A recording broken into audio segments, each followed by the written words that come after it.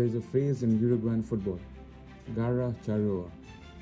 It means fighting spirit, the refusal to be outclassed, the refusal to lie down. Tonight, the most technically gifted team at this World Cup runs straight into it.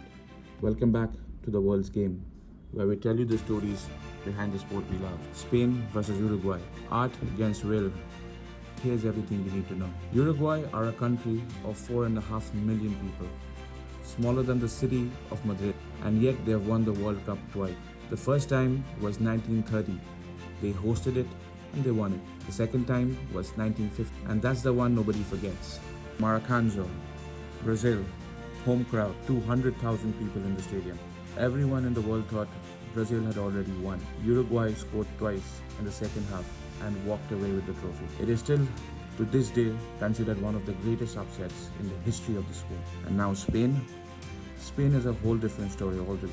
They spent decades as underachievers, a country obsessed with football, but terrified of the biggest moments.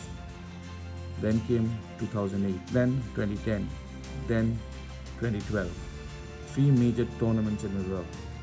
They didn't just win, they changed the way the world thought about football. Tiki-taka, total control.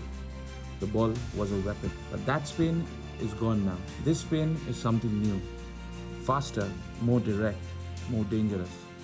And led by a 17-year-old who's already making people forget the legends that came before him. Lamine Yamal, 17 years old. At Euro 2024, still 16, he scored one of the great tournament goals in the semi-final against France. He's got pace, he's got technique, he's got the confidence of someone twice his age. He is Spain's most dangerous weapon, and he knows it. Pedri pulls the string behind him. Olmo finds the pocket. Morata leads the line. Spain pass you to death and then find Yamal in space on the right. Simple, brutal, effective. Uruguay's answer? Darwin Núñez, ex-Liverpool striker.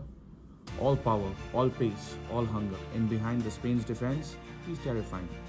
But the real key is Federico Valverde, Real Madrid's box-to-box midfielder, the man who runs more than anyone, covers more ground, and never stops working. If Uruguay are going to cause an upset, it runs through him. And then there's the question nobody's asking. Can Uruguay's goalkeeper give them a chance? Spain will have the ball. Spain will create chances. The question is whether Uruguay can absorb the pressure and hit them in one moment of ruthlessness. That's always been the Uruguayan way. Now here's my prediction. Spain win 1-0. Uruguay frustrate them from the first 60 minutes. And then Yamal does something nobody can stop. But honestly, I wouldn't rule out a Uruguayan goal on the counter. Nunez against a high defensive line, that's dangerous. So, who do you think wins this? Spain's art or Uruguay's grit? Let me know in the comments. I read every single one. And now if you enjoyed this, subscribe to the World's Game. We break down the biggest stories and games in football every single week. I'll see you in the next one.